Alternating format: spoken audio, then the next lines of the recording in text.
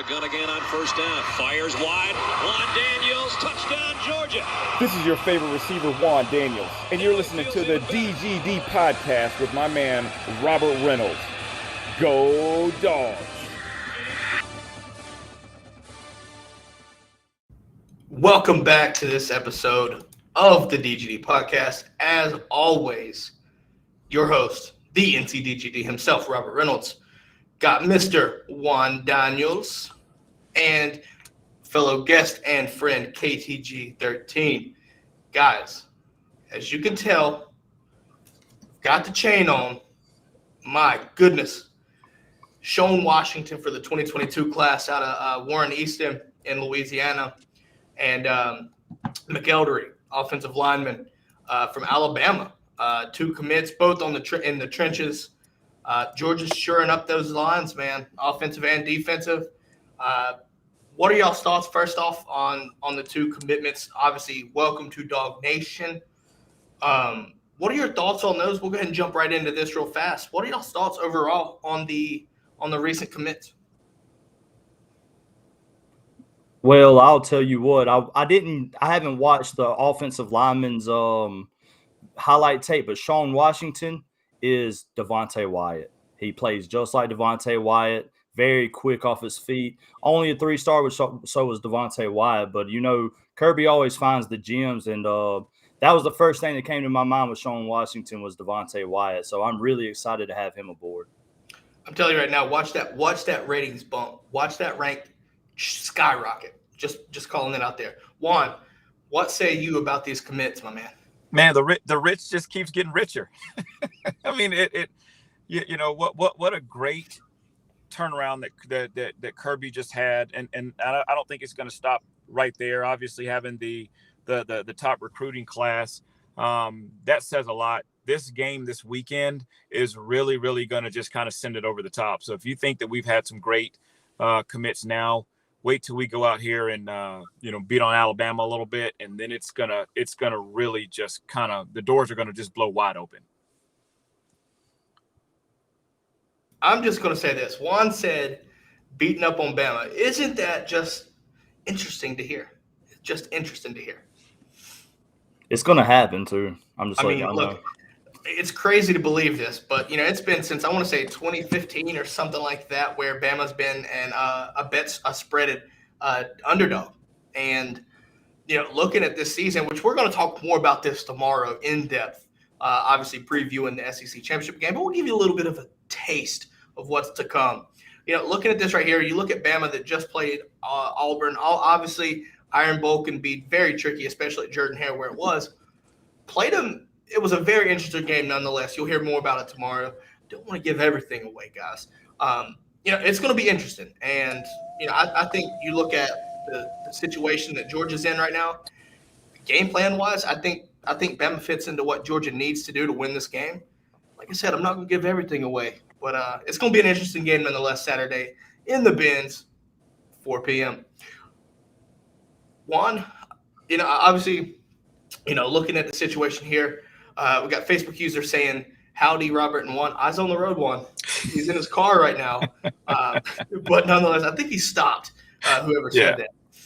But let's do this real fast. Look, just want to say, obviously, catching us on YouTube, Facebook, Twitter, Twitch, Daily Motion. We are on about 30 different platforms right now, different locations, destinations, as it's called. And that's brought to you by the Y'all's Conference Network. You're going to look, if you're familiar with the channel here, you'll understand that you're starting to see different teams around the SEC, different content outside of just the DGD podcast. That's brought to you basically, this is all for the viewers. This is not for podcast listeners. Obviously catching on the YouTube channels, things like that. You're starting to see Ole Miss content. You're starting to see, Alabama content. That's brought to you by the Y'all's Conference Network, YCN for short. So you'll just remember, if I say YCN, that's what I'm talking about. So thank you, everybody. Obviously, thanks to Y'all's Conference Network for having the DGD podcast, being a part of that family, and everybody watching, wherever you're watching from. Hope you enjoyed today's show and more to come. Let's jump in to this Georgia Tech review. We're going to keep it short. First off, it was an ass whipping. We knew it was coming. Knew it was an ass whipping. I think me and Juan both called no points. I maybe a bit messed up and gave the benefit of a doubt for 3. I was proven wrong. We'll go Juan first, and then we'll jump to KTG. What are your thoughts on that takeaways for that game? You know what? Just Georgia not playing down to their competition. That was something that historically we've dealt with, going all the way back to the Mark Richt days, Jim Donnan days, Grey Golf. I mean, it's just historically Georgia's played down to their competition. This was a trap game in a sense of, hey, are they going to come out flat and not do what they're supposed to do?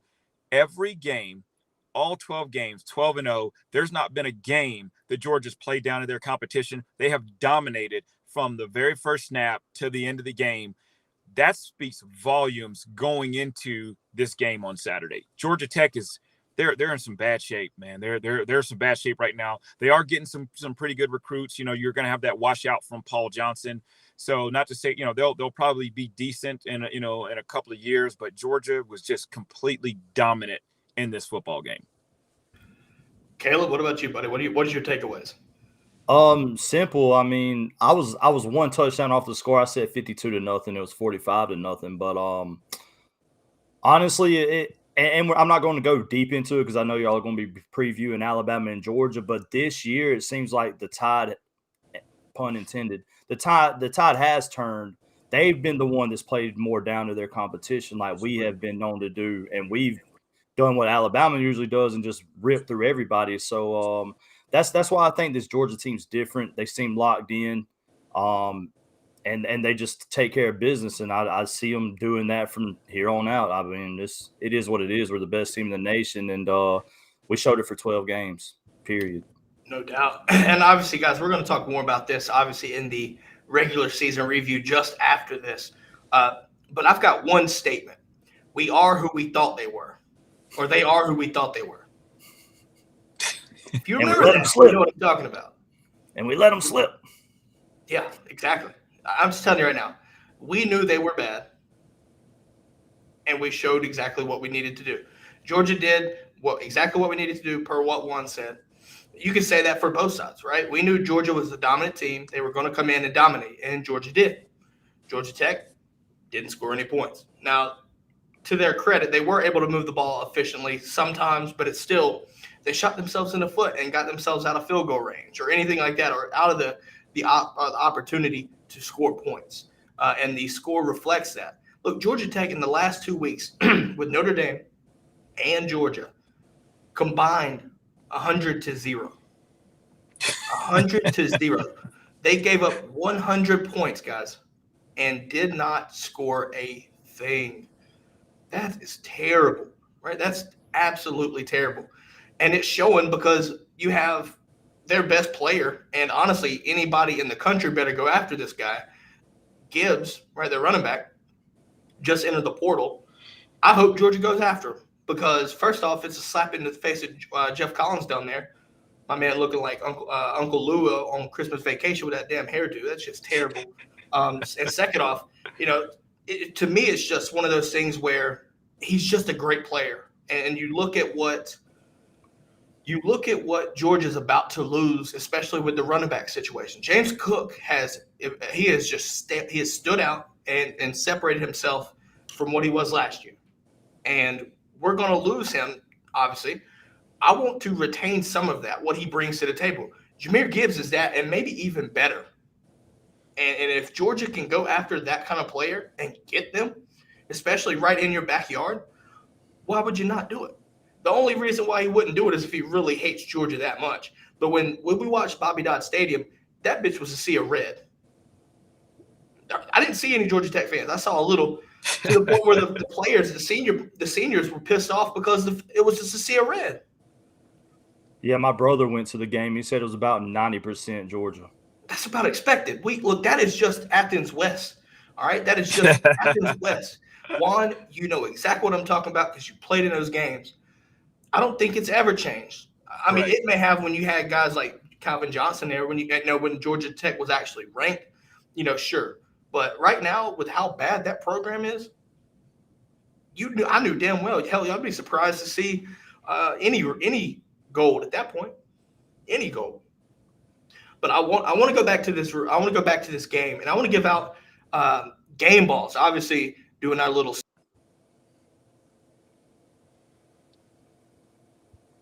Can anybody see this shit?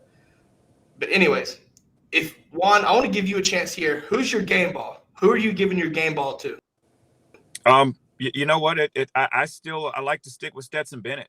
I mean, he's been consistent. He has led us to all of these victories, despite.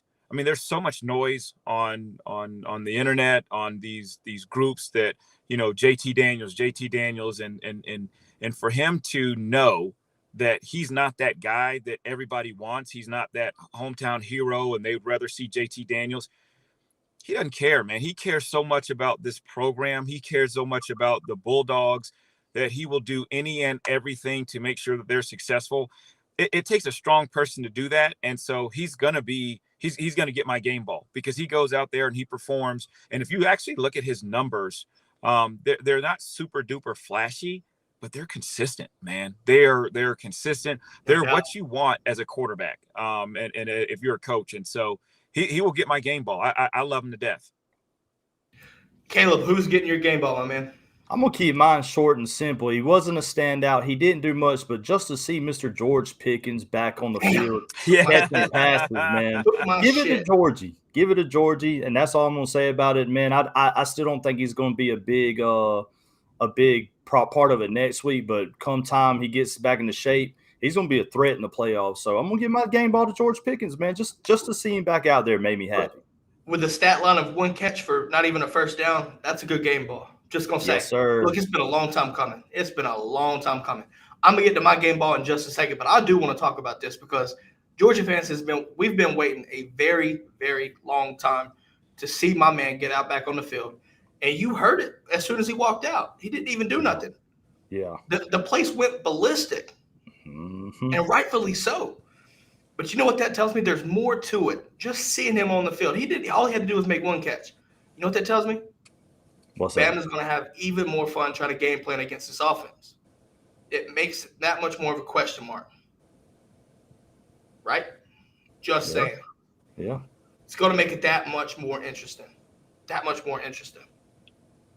Because he brings, you know, he may not be 100% healthy right now. I think he's close, right? I think he's more than good there. But I don't know. When he was celebrating in the end zone, he looked pretty healthy. When Kenny McIntosh scored, he was jumping. I'm telling you right now, I'm going to make this prediction, and I'm going to give you a little teaser for what we're going to do tomorrow, Juan. Watch George Pickens get a few catches based off of creating separation alone Saturday. He's going to do them comeback routes, and he's going to burn them DBs a little bit. Not burn them deep, but he's going to create a ton of separation. In my opinion, that's one of his best features outside of 50-50 balls is creating separation. He has an excellent comeback game. Now, confidence is going to be the key here with that ACL coming off that ACL injury. Confidence is going to be key. Juan, as a receiver, you understand what I'm talking about. Yeah. But if he's able to create that separation just one time. Yeah. We know Pickens. But the dog in him has him wanting to come back out. You know, he's not going to play timid. He's been looking forward to this opportunity just to get out there. But just like we talked about it on our last podcast, I said, you know, even if you just put George Pickens out there, that's going to give Alabama a nightmare to try to defend. I mean, it's already, you know, you're looking at Bowers and everybody else, but then you've got him out there too. Now, I mean, they're going to be in trouble. I mean, and this is a team that's given up, you know, 30-something points to not a very good Florida team. So it's going to be exciting. No doubt. Before I get to my game ball, I know I've been postponing this thing. I forgot one. Last week was Thanksgiving, right? We did a special show Wednesday for Thanksgiving. And Joel Sanders from the brigade called us out. Not to be rude and interrupt, but I know I won the Rate My Plate challenge. Just saying. So I'm just saying, look, I'm telling you right now, if for those that are just watching and didn't see this, guys, Wednesday I was talking about, you know, for Thanksgiving, post your picture of your plate, right? Your Thanksgiving Day plate, hashtag Rate My Plate, and tag us in it, and we're gonna give a rating. Joe had a 9. All right, that's solid right there. I think the only thing that separated was it looked so good, but it didn't have mac and cheese on it. If it had mac and cheese on it, I might have gave it a damn 9.5, maybe. Yeah, that's yeah. But I mean, look, I'm just saying. Okay, so I gave her the offer. Not having mac and cheese. Oh, dude, I had mac and cheese and candied yams and woo. I'm telling you right now, boy, I had to wear some sweatpants because you know how it is, man. Belly gets a little bit big, right? I'm just saying. So obviously, guys, for those who are tuning in, if you watched Wednesday, hopefully you had a great Thanksgiving. I did. I hope everybody else did as well. But moving on, my game ball, Brock Bowers. 2 touchdowns. And you know what else he did? He slapped the people that chose the Mackey Award finalists in the face. He did. I mean, you snub them out of the finalists, and then you go out and throw 2 touchdowns. Or get 2 touchdowns. And his touchdowns look awesome at that. Right? That touchdown in the end zone, that one tap, I'm telling you, that was beautiful. Yeah. Absolutely beautiful. That's got to be the game ball for me. I love it because I don't think it's petty, but I think it's just making a statement. Making a statement like you want to sleep on me? Nah, fam. I'm gonna make you pay. I love it. But I actually think the more impressive touchdown was the long one. I mean, did you see how he split 4 people in a blur? Yeah. Look, I'm telling you right now, that was my favorite touchdown all damn game. Not all season.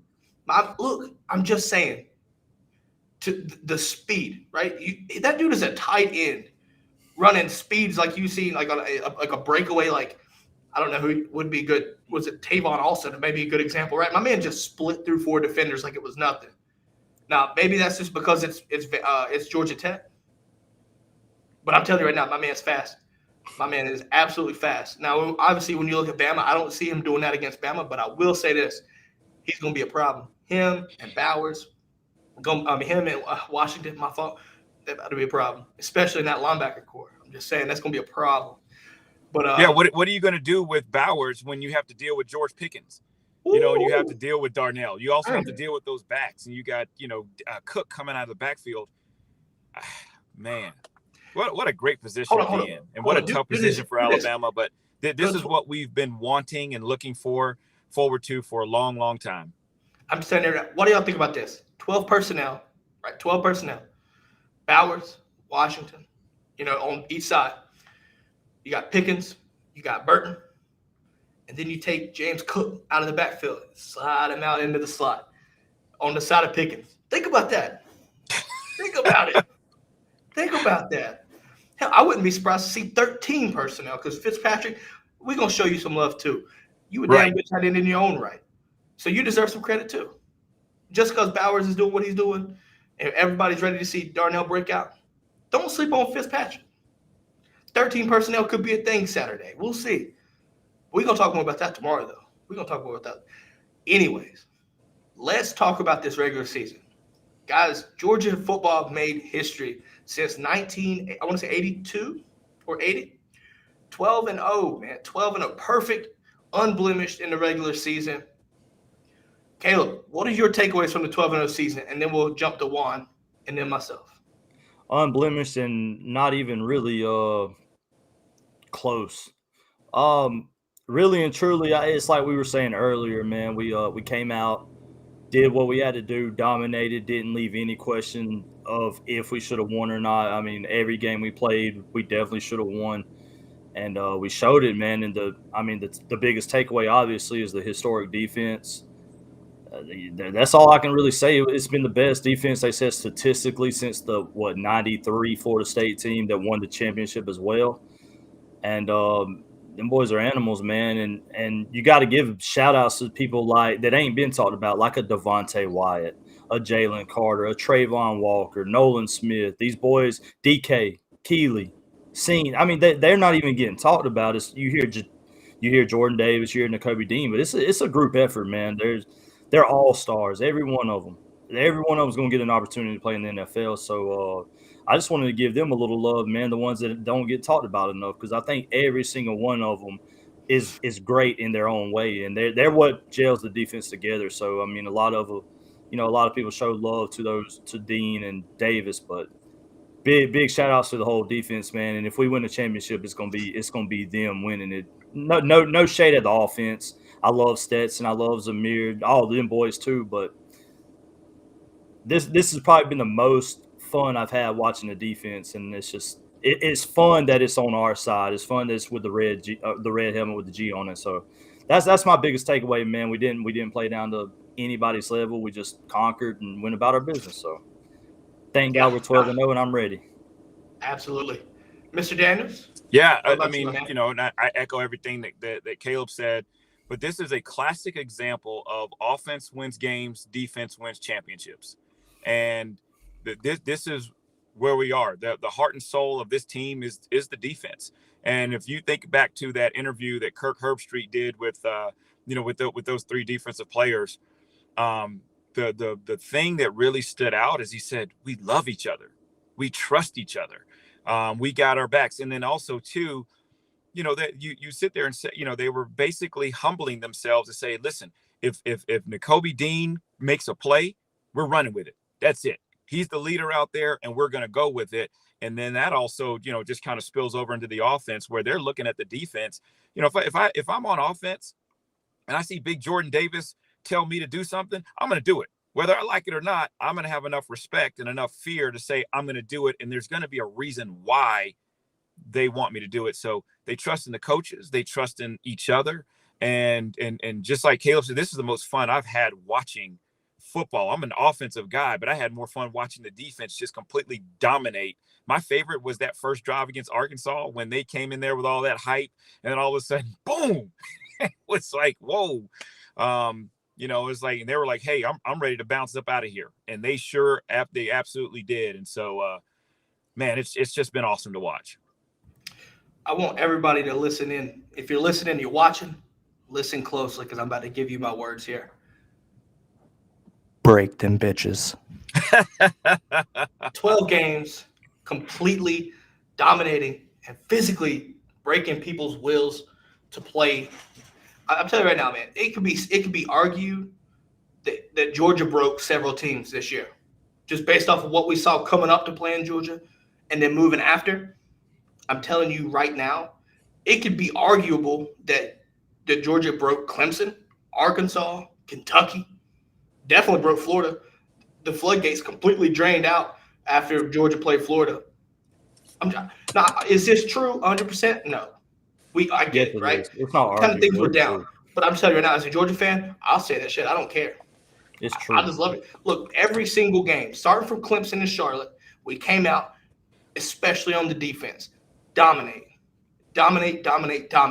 Complete and utter domination. From start to finish, four quarters for 12 games. And the thing about it was, even when we were up, UAB, Georgia Tech, Kentucky, all these games, the games were well out of hand. There was a chip on the shoulder of that defense. It took Kentucky to score their 13 points, right? The 13 points that they had took them till 3 seconds left in the game. And that was because, and it wasn't like we just let them score a garbage time touchdown. They had to earn that. They had to earn it. I'm telling you right now, this season will go down as a historic defense for this Georgia team. And we can look back at 12-0 and be high and mighty and feel high and mighty and all that stuff. But right now, these guys are laser focused on potentially 3 more games. For sure 1, more than likely 2, right? We know it's going to be 2, potentially 3.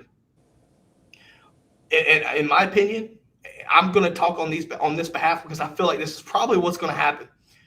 These 12 games don't mean shit if you don't win 3 more games. Mm-hmm. If you don't win 3 more games, what will you have proven? Nothing. There's a chip on their shoulder, and it started last year after the bowl game. Unfinished business is what we heard. You saw Jordan Davis. You saw Devontae Wyatt. You saw Zeus. You saw Cook. All these guys started making a comeback. And once that happened right there, my eyes was like, somebody's in trouble because they had the chance to make their money, and they came back because there was a chip on their shoulder and they had something to prove.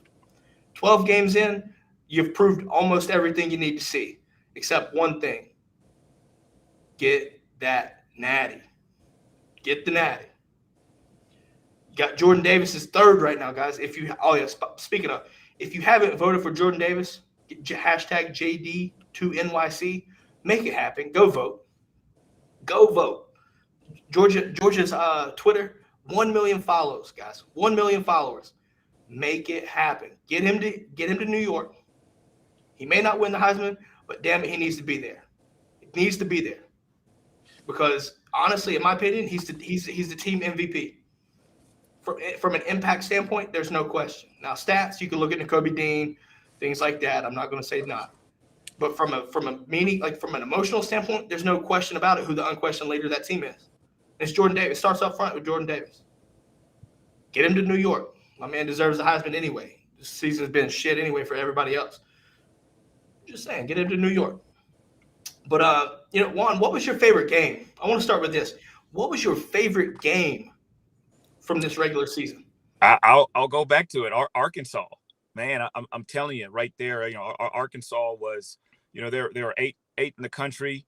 They were riding high. And everybody was just kind of talking about it. This is just going to be that test game. And then them just absolutely just putting a hammer, just a beat down on Arkansas.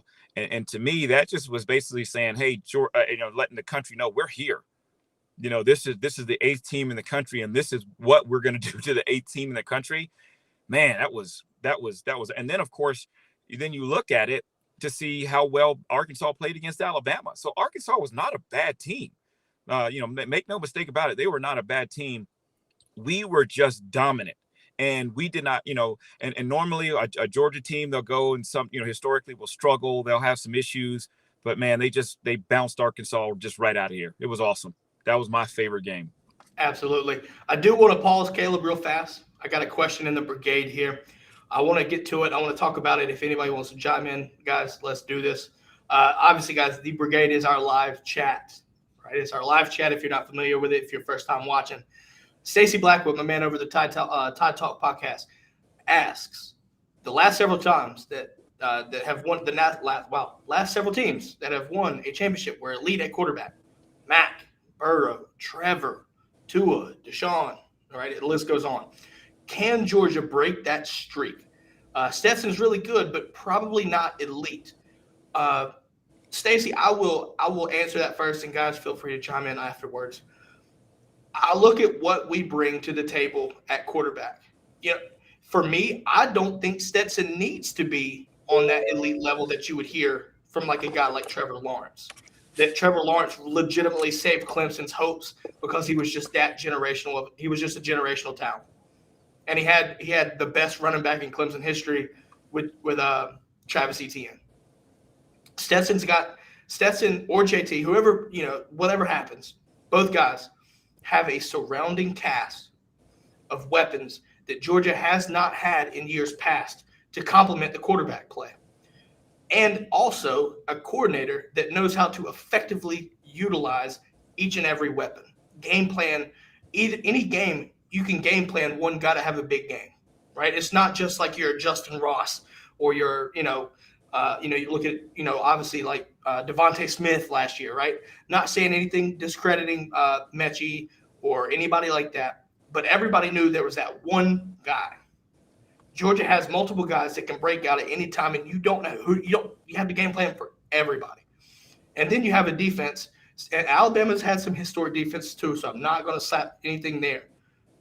But when you add all that together, the coordinators, the coaching staff, everything is just gelling at the right time, and it's been that way, and there's really been hardly any chinks in the armor.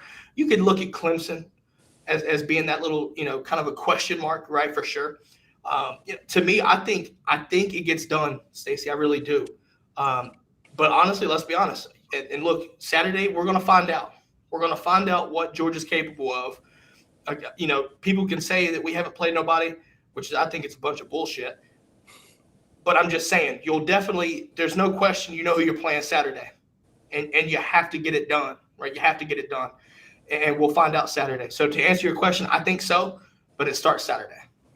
I want to reiterate too, because his next comment said, like it or not, in the modern era of college football, elite offense is more important than an elite defense. I agree with that. I think now offense wins championships. It's been a proven fact. But Stacy, I want you to comment. Name one elite offense this year. Name one. I'll be waiting. So this year, look, you can say Ohio State. But they're not going to be in there. I'm saying who's left. They weren't elite either. Honestly, they beat up little teams. They beat up JV schools. I ain't worried about them. I'm waiting on an elite offense. So this year, the elite defense is going to be more important. I agree. I think this year might be the one. My question would be, how is Stetson different than Greg McElroy or AJ McCarron? I mean, these were not elite quarterbacks. I mean, they were basically, let me just turn around, hand the ball off, let me manage the game. And I honestly believe probably, statistically, Bennett is probably, had probably done a little bit more than they did. Alabama had elite defenses, and they had, great defenses, but they weren't blowing people out like we are. Like, we are blowing people out. And so to say that they are, that they were better than Stetson, I'd have to argue with them. Those were national championship teams. So, that's just my take on it. No, and Stacy brings up a good point here. He's saying, but that was more than a decade ago when they played. And to that point, the landscape of college football has changed. The perception of what makes a national title winning team has changed, because not even a decade ago. You look back 6-7 years ago, 2015 Alabama, elite defense, stable of running backs, right? We saw it from at least right there and back, right? It could be even sooner than that. Yeah. One thing about this year that really separates a national title winning team from everybody else, efficiency. Yeah. Bama and Georgia both are in the top 10 in efficiency. After the Auburn game, I'm not entirely sure, but I know leading up to that game, they were both top 10 in efficiency, offense and defense. So to me, this year's been a telltale sign of who's the most efficient, who can be the most efficient on a consistent basis. Right. And honestly, it's going to be interesting to see, because you're going to see, what happens, elite defense, right? I'd say Georgia's on a historic pace at this point. Can Bama score points on Georgia's defense? But also, you can have that question. But I think the bigger question is, can Georgia score on Bama's defense? I think there's going to be a lot of questions answered Saturday. Yeah, I think they can definitely score on their defense. But, even if you go back a decade ago, what's really different from this Georgia team right now than those Alabama teams a decade ago? There's not a lot of difference. I mean, we're relying on our running game. We're relying on our defense to get us through these games. We just have a little bit more firepower on offense, because we have a Monken. Monken is just, he's phenomenal. And also, too, you have to look at it. Imagine if we did not have all the injuries that we've had throughout the year. I mean, the first couple of games, we didn't have Darnell. And now we're finally getting Pickens back. We're kind of easing them back into it. But we hadn't had a lot of elite players. I mean, Bowers has emerged into somebody elite. But at the beginning of the season, you wouldn't have said he was elite. McConkey, all of these other guys. I mean, we've had, all these guys that had these injuries. We've had all of these issues. And yet we continue to go out there and prove each and every game that, we are that team. We are the top tier team. And again, there's not a lot of difference between this Georgia team and those Alabama teams in the past. So, to wrap this conversation up, because this is going to be a great discussion for tomorrow, I'm just going to leave it here. Stacy also said, Stacy said Alabama is the only team in the top 10 in total offense and total defense. I'd have to check because I feel like Georgia might be, but I'm not entirely sure. I don't have the stats in front of me. Not in offense. It's because our defense sets us up to score so many points. It ain't got nothing to do with. I don't care about total offense. He's talking about efficient offense, and Georgia's one of the top. But I get that point. But I think in my last comment before we move on to my game of the year, what separates this Alabama Georgia game and what makes a national title winning team, everybody looks at offense and you have to have this explosive offense. You have to have this explosive offense, generational talent. Look at 2019. You could very well argue last year's Alabama offense, right, with 4 NFL receivers. Georgia is winning games and blowing people out, but the perception of it is a lot different.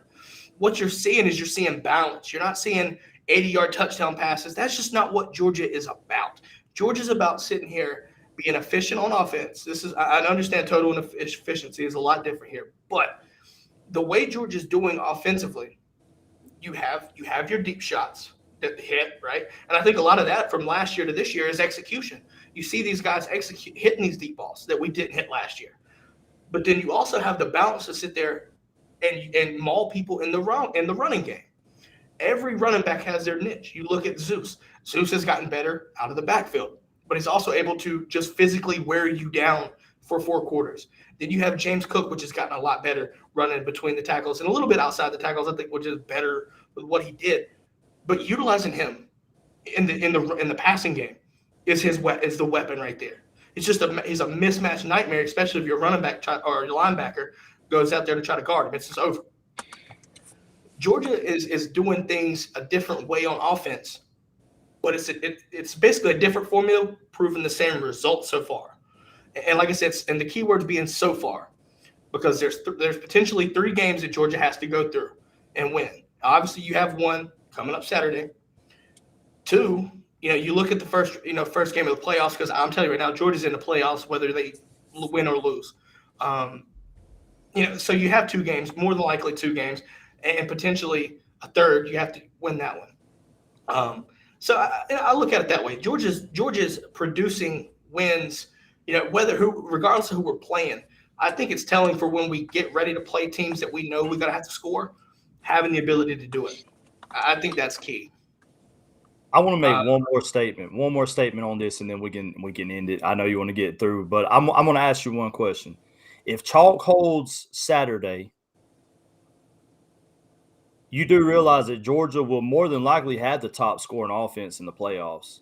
And everybody plays a lot like Georgia, minus Cincinnati. They like to spread the ball out a little more. But Oklahoma State and Michigan both want to run the ball as well. They play the same way. They're efficient, and they want to play defense. We do it better than them. And if Robinson ain't 100%, Alabama ain't going to stress us either, because we're going to play coverage and send forward because they can't block us. So, Stacey, I get what you're trying to say, but I'm going to have to respectfully disagree with you, my man. So we'll see, though. Stacey, I want this same energy and these same questions tomorrow. I have to move on and talk a little about regular season and the coaching carousel that we see. But this right here is the perfect discussion I want tomorrow, because look, dawn of the dogs, man. You're playing Bama. Georgia has Bama as a target. I think. And I'll say this before I go to my game of the week. Mark this down, guys. This is my last comment, I promise. The game of the year for Georgia might actually be Bama, because we've had this monkey on our back for years. Since Kirby got here, it's been that same situation. These guys are going to play. They're going to come out. They're going to play. And I think we saw what laser focus was for 12 games so far. I think you're going to see that same thing. Nothing's going to change Saturday. They're going to play. The opponent is a lot better, but the mentality is not going to change. It may be even stronger. But moving on, we were talking about game of the year. Juan called out the Arkansas game. Caleb, what was your game again? I forgot. I didn't get one, but I'm about to tell you. I hate these bitches. So beating Florida was my favorite game of the year, just because I don't like them. I didn't think we were going to lose to them. I wasn't scared with them. But beating them was fun. All that moral victory they had against Bama, with Emory Jones saying, "Oh yeah, we're definitely going to get a chance to play them again." Nah, I didn't think so. And that was probably my favorite game, just to shut them up for once and for all. They ain't going to beat us for a few years either. So give me the Florida game. I love it. Juan had to hop off. There is he had to have a business call. So my game of the year, it might be our ugliest game of the year. Clemson. It was the Clemson game. My main reason is because it set the tone defensively. It set the tone. Offensive, obviously, there were some serious questions after that game. But we also knew that going into that game, you were looking at two elite defenses. You look at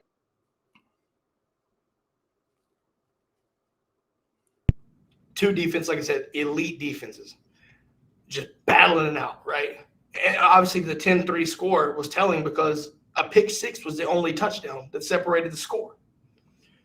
That right there is a game that you look back to like 2010, 2011, right? 2011 Bama, LSU. Not saying this on that extent, but it had that feel in that game.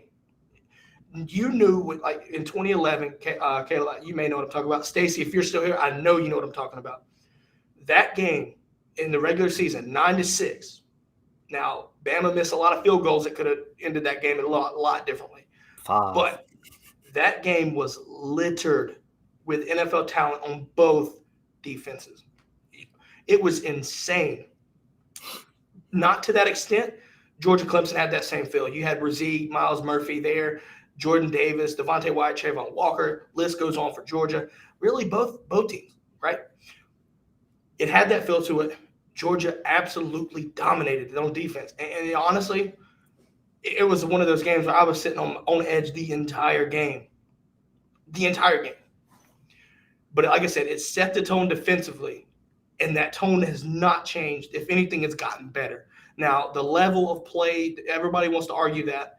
You know, sure, you're UAB, you're Charleston Southern, whatever. But you look at Arkansas, you look at Kentucky, you know, Florida, we knew was going to be down. Look, I had them finish in 4th, and they're proving me wrong because they're in 6th. Fuck the Gators. But second off, you look at the game, and everybody, you know, it seems like everybody overlooks it because Kentucky was a top 10 team, or I mean, a top 15 team. Arkansas was 8th. You can't discredit what they did prior to. But this is what I said. Georgia broke teams, man. Like it has that feel to it. Because Clemson goes on to lose 3 games, 2 more after us. Sorry. You know, Florida just derailed. Yeah, Stacy, to add to my comment about the LSU Bama game, if he remembers correctly, in 2011, each team's entire starting defense is on an NFL roster, was on at some point. Yeah, that's what I'm saying. That game, if you watched it, I'm telling you, is nasty. It was beautiful to watch if you're a true fan of college football. If you're here for the explosive offensive points, like you know what I mean. That game was not for you. It was not for you. But yeah, and like I said, the whole year Georgia's defense has been suffocating to what Stacy pointed out. It hasn't changed. And I think the Clemson game is my game of the year because it set the tone for what our defense, the expectations, what they were, and the standard that Kirby had put in and what we should expect. Do we have, you know, obviously understanding that you could have some slip-ups, but we haven't saw it so far. Obviously against Bama's defense, maybe, we don't know, right? It's to be determined. But from 12 games in this regular season, our defense has suffocated everybody. When 17 points is the most a team has scored on you, that's saying something. Tennessee fans, that's your moral victory, I understand. But I'm just saying that's crazy to believe that. And you look at Alabama, and I have to do this because the standard is Alabama. And look, Georgia's well on their way to kind of doing the same thing. But everybody, when you think of suffocating defense, it's always Bama's defenses. 2011 defense. 2015 was a good one too. That right there, Georgia's well on their way through 12 games through the entire regular season. Can they finish it out? Can they finish it? I think they can. And it's going to be on the defense. And the defense is ready for that. The defense doesn't matter if it's your 1s, your 2s, your 3s. It doesn't matter. It doesn't matter. Those guys are ready. First off, they're elite talent, deep. They're deep. But they're all ready. They police themselves. The young guys police themselves. So, you know, so things like that right there, the small things can make a great team elite. It can make it elite. Stacy asked, what point total do you think Alabama needs to get to win? That is a question for tomorrow, my man. I want to leave any Bama talk from what we discussed on for tomorrow, because it is going to be juicy tomorrow, Stacy. You'll definitely ask that same question again tomorrow, and you'll get my answer. I've already given enough out here. A little bit of a treat here, pretty much, for people today. Can't give out that right there because we got a lot to talk about tomorrow about Bama. But look, Caleb, I'm going to go ahead and jump in here. We're going to wrap this up for today, guys. We're going to wrap it up for today. Stick around for the Q&A. But if you're not familiar, the DGD podcast is sponsored by La Terrain Watches. Actually got my watch on right now. Can you see that bad bitch? There we go. Got it on right now. Use code DGD at checkout. Get you 10% off your purchase. Doesn't matter the amount of your purchase. Get 10% off. Use code DGD. LaTerrain.com. That is LaTouraine for those listening. Check out DGD 10%. I'm telling you right now, love the watches, everything like that right there. With that being said, Caleb, it was a pleasure having you on, my man. Tell people where they can find you for those listening and watching. If y'all want to have a lot more talks like this, I'm live on Facebook twice a day at KTG13 TV. We have a lot of debates like this right now. During the day, I'm playing college basketball. At night, I'm playing college football, but it's always college football talk. And y'all come holler at me, man. My birthday's Saturday, actually, for the game. Y'all want to come wish me happy birthday? Catch me on Facebook, KTG13 TV, and like I said, we talk a lot. It's a little more toxic on that side of it because we're actually pretty engaging over there. I mean, this is a straight podcast. That's me talking shit. That's what I do over there. So if y'all enjoy the talk like this, man, catch Robert over there too. Robert's always in the chat chalking it up. So come check us out on Facebook Live, Facebook Gaming at KTG13 TV. There you go. All right, guys. Remember, stay tuned for tomorrow because it's all SEC championship game. We've got a special guest coming in, my friend. He hosts a Oklahoma. Wow, I'm all over the fucking place. Oklahoma podcast, guys. We're talking about the coaching carousel now, but I want to get from an insider over there that deals with the Sooners. I want to hear what's going on because if you don't know what I'm talking about, Lincoln Riley royally fucked the Sooners. We'll talk more about that too. Definitely want to stick around. We'll talk a little bit about the coaching carousel and Q&A. Give it a little bit of a hint there. But for the podcast, guys, that is all we have. Make sure you like, subscribe, follow YouTube, Twitter, Twitch, wherever you get your podcast. Check out Facebook Gaming KTG13. Have a great day and stay tuned for tomorrow. Go Dogs. I still remember like yesterday walking out of this pitch at the half. The look and the feeling I had, looking at Tyson, looking at Stokes, looking at those guys. You know what, guys? This is our fucking year. This is our fucking year. We do it by how we play. It's 0 to fucking 0, and you make them never want to play again. All that shit they're talking, I love it, Jamar. You didn't say shit. You don't say shit to them. You just laugh and point at the scoreboard. Let me get a picture, JD, pointing at the fucking scoreboard. Don't say shit to their undisciplined ass, because we are disciplined. And our ass still don't take the fucking shit out of them. Physically, I want to break them. I'm talking about fucking break these bitches on defense and offense. Let's go, defense.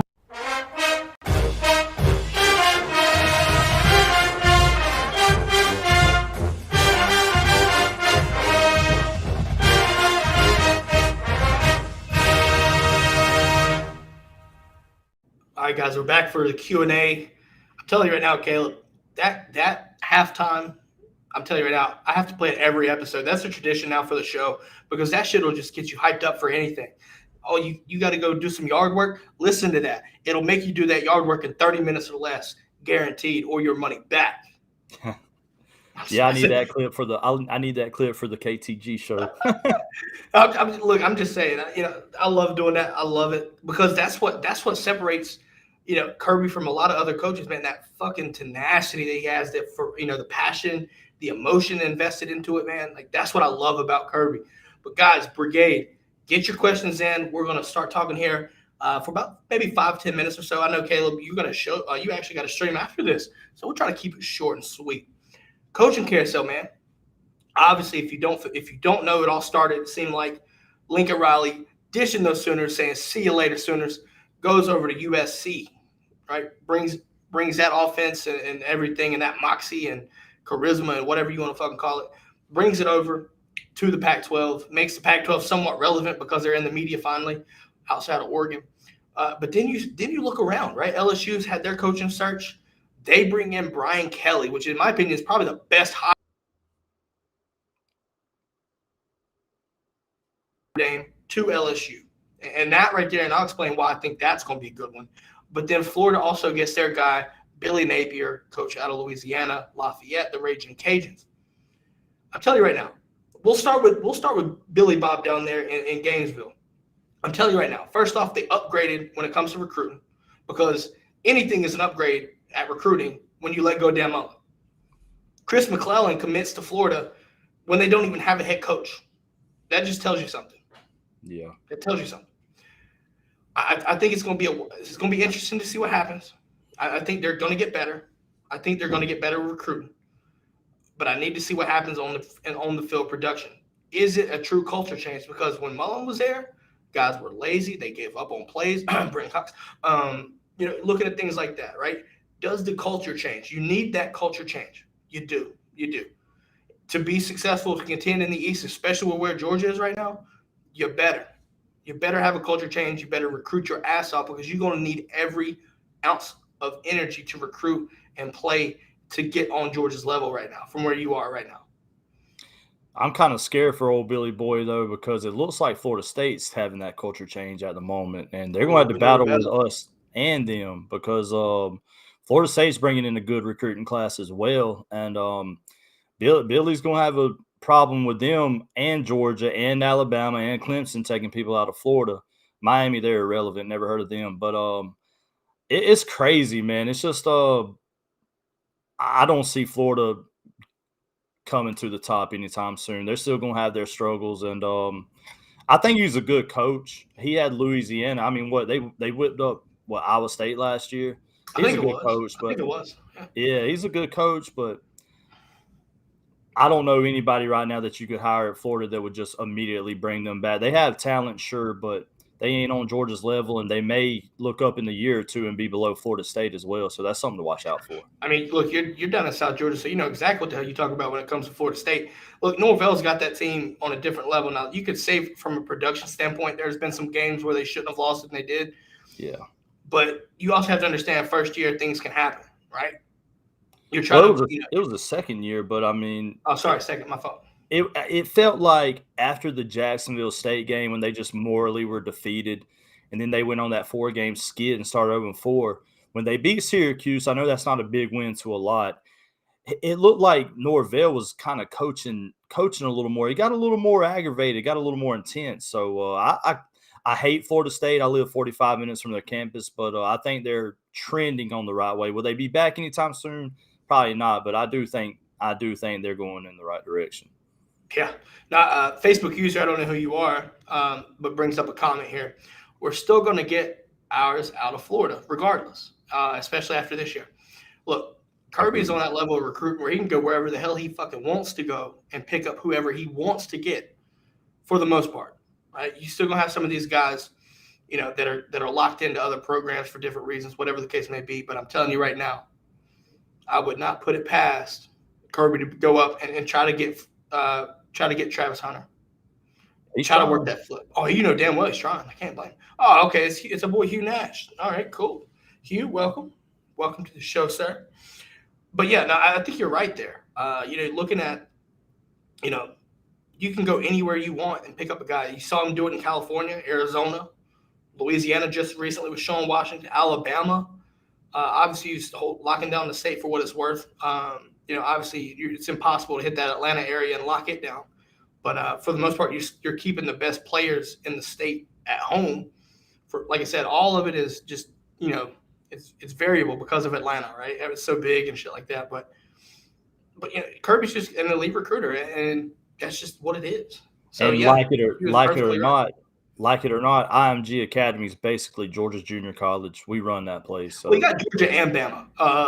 Definitely not Florida, right? Even though it's in Florida, everybody understands that IMG is a national kind of thing. It's just located in Florida. Yeah. But that is not an excuse for the Gators, the Canes, the Noles to go in there and pick these guys out. You have to, because IMG produces the best talent in that one program, right? That one school has the best talent in the country almost.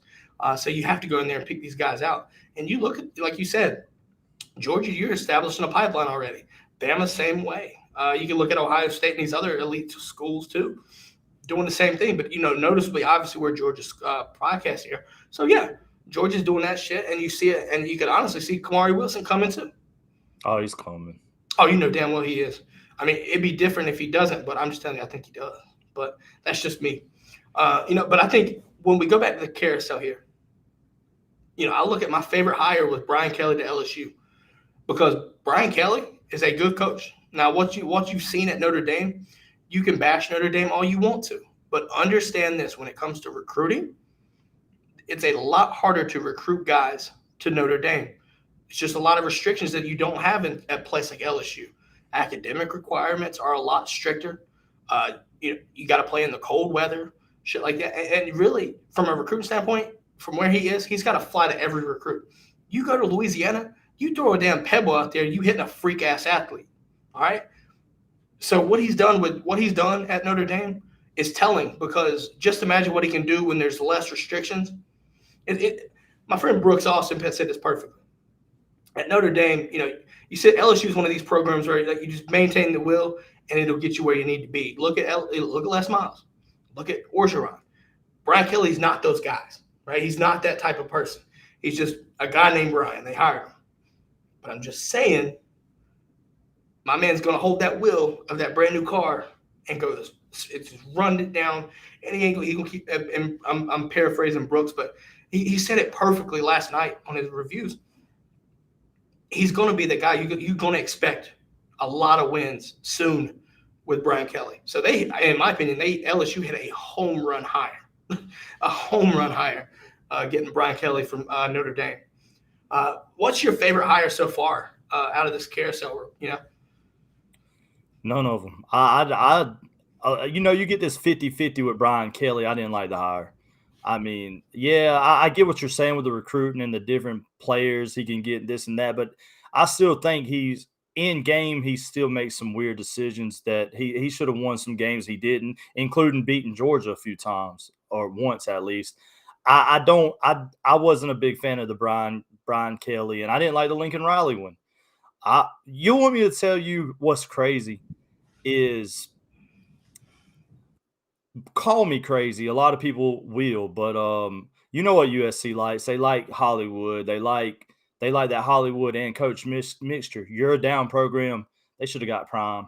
They should have gave Dion his chance. I think he could have turned him around more than Lincoln Riley.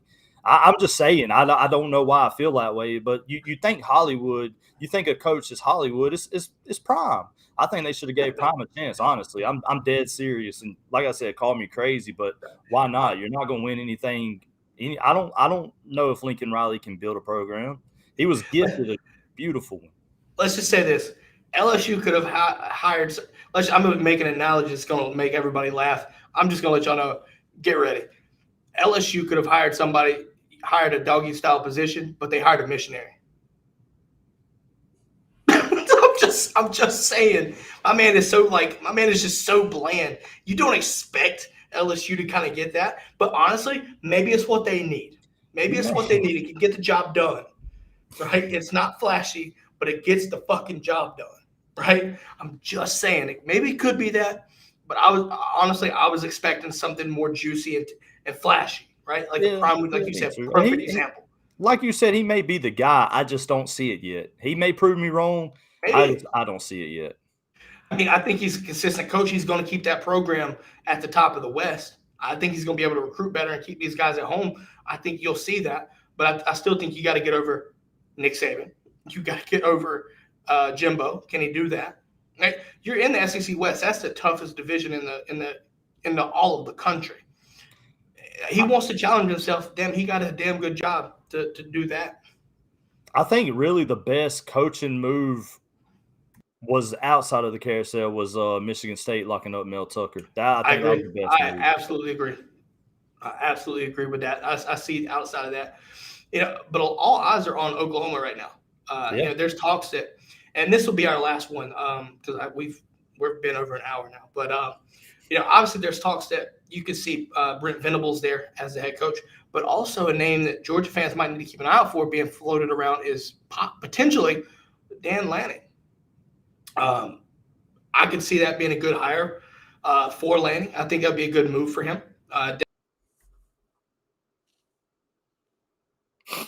It would be okay.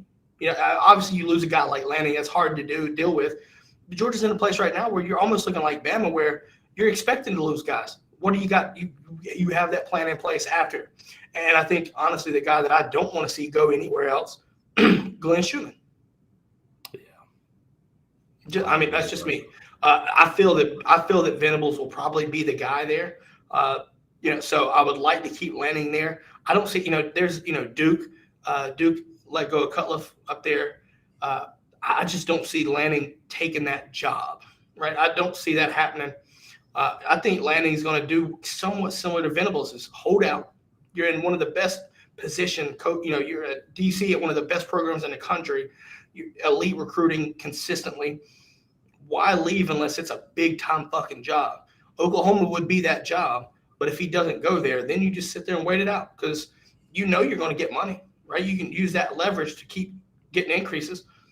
Georgia has already shown that they're going to pay these guys to stick around, so be it. Keep them there, and I'm just saying, hold out. If he doesn't go to Oklahoma, I'm sure later on down the road you're going to see a huge job opening up. Could Lanning pop into one of those? Absolutely. I think it'll come in a matter of time. With that said, look, I want to get your final thoughts on the Oklahoma job real fast, and then we're going to wrap it up. I'm with you. I think they're wanting Venables. I think Venables may take that one, and or Bob Stoops, one of the two. I think it's going to be one of those two. And I don't know how the Bob Stoops thing is going to work out. But if I had to bet in Vegas, give me Venables. For my Oklahoma guys, I'm hearing Venables a lot. It's almost a lock almost. There is that chance, and rumors have been talked about Lanning. There was a good debate. Look, if you don't have Twitter, I highly suggest you download it. Come follow us. We talk in like there's Twitter spaces. It's basically everybody comes in, hangs out. You can talk amongst everybody. You will find. Now, I'm not saying that it's 100% accurate. It's definitely fucking entertaining. But you'll hear some of this information. Hear that there. Like I said, it's not 100% accurate. You'll understand if you ever get in there, but it's definitely entertainment.